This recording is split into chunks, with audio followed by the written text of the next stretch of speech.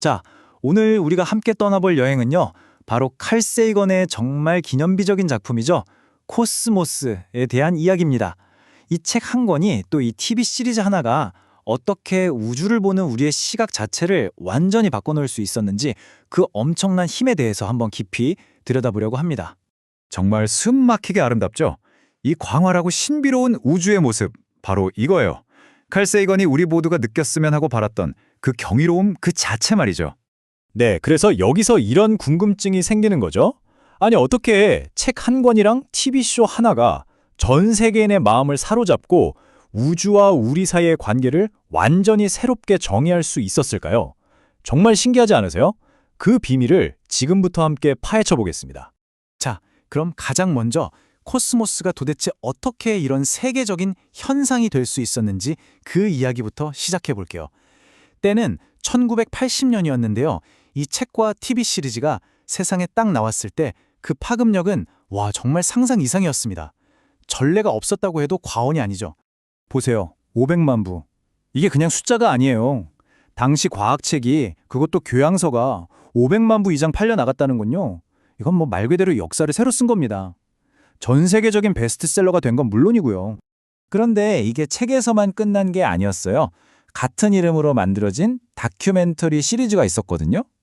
이게 무려 60개가 넘는 나라에서 방영되면서 수억 명의 사람들을 우주라는 새로운 세계로 이끌었습니다. 그러니까 그 영향력이 정말 국경을 넘어선 거죠. 코스모스가 담고 있는 그 메시지가 자그마치 40개가 넘는 언어로 번역됐으니까요. 말 그대로 전 세계의 문화적, 언어적 장벽을 그냥 허물어버린 셈입니다. 자, 그렇다면 이 엄청난 현상의 중심에는 과연 누가 있었을까요?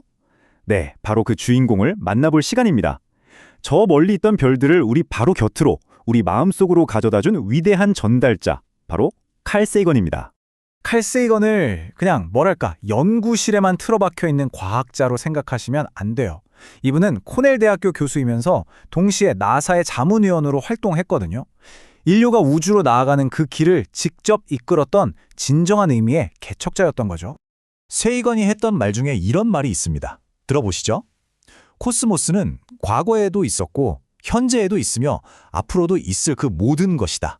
어떠세요? 이 짧은 한 문장 안에 우주를 향한 그의 깊고도 시적인 관점이 전부 녹아있는 것 같지 않나요? 바로 이 지점에서 칼 세이건의 진짜 천재성이 드러납니다. 그는 절대로 어려운 전문 용어를 쓰지 않았어요.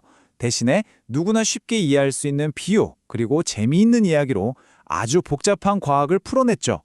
그리고 거기에 그치지 않고 차가운 과학적 사실에 따뜻한 인문학적 성찰을 더해서 우리의 이성과 감성을 동시에 흔들어 깨운 겁니다. 자, 그럼 이제 우리도 칼 세이건이 그랬던 것처럼 우주라는 거대한 바다를 향해 돛을 올리고 떠나볼까요? 코스모스가 들려주는 핵심적인 과학 이야기 속으로 지금부터 함께 항해를 시작하겠습니다. 13억 년. 정말 상상조차 하기 힘든 어마어마한 시간이죠. 자, 이 시간의 흐름을 한번 따라가 봅시다. 모든 것의 시작이었던 빅뱅, 그 거대한 폭발에서부터 별과 은하가 만들어지고 행성이 생겨나고 마침내 지금의 우리, 생명이 탄생하기까지 정말 장대한 우주의 대서사시 그 자체입니다. 여러분, 저 하늘의 별도요, 우리처럼 태어나고 살아가고 또 죽음을 맞이합니다.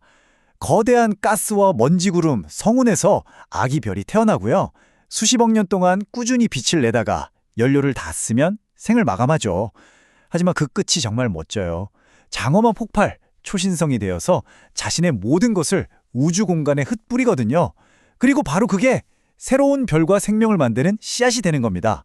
정말 위대한 우주적 순환이죠. 그리고 바로 이 지점에서 코스모스가 우리에게 던지는 가장 감동적인 메시지가 나옵니다. 우리는 별의 먼지로 만들어졌다.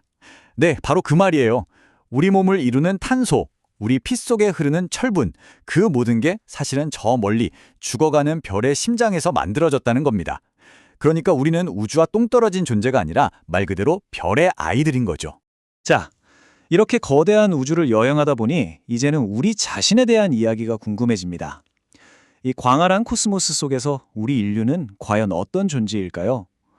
우리가 걸어온 발견의 여정, 그리고 그 안에서 우리가 서 있는 자리, 이제 그 이야기를 해보겠습니다. 인류가 우주를 이해하기까지의 과정은요, 정말 한편의 드라마 같아요. 칼 세이건은 이걸 거인들의 어깨 위에 서서 더 멀리 보는 것에 비유했죠. 생각해보세요. 아주 오래전 막대기랑 그림자만 가지고 지구 둘레를 거의 정확하게 계산해낸 에라토스테네스, 그리고 하늘의 움직임 속에서 아름다운 법칙을 찾아낸 케플러와 갈릴레오, 마지막으로 이 모든 걸 만유인력이라는 하나의 법칙으로 꿰뚫어본 뉴턴까지, 이 위대한 지성들이 한 걸음씩 내디딘 덕분에 우리는 비로소 우주로 향하는 문을 열 수 있었던 겁니다. 그리고 마침내 인류는 스스로를 완전히 다른 시점에서 바라볼 수 있게 됩니다. 바로 창백한 푸른 점이라는 관점이죠. 저 멀리 보이조호가 찍어보낸 사진 속에서 우리 행성은요, 그저 햇빛 속에 떠있는 아주 작고 희미한 점 하나에 불과했어요. 그 사진 한 장이 우리에게 가르쳐준 거죠. 이 작고 연약한 점이 얼마나 소중한지, 그리고 우리가 이걸 지켜야 할 책임이 있다는 걸요.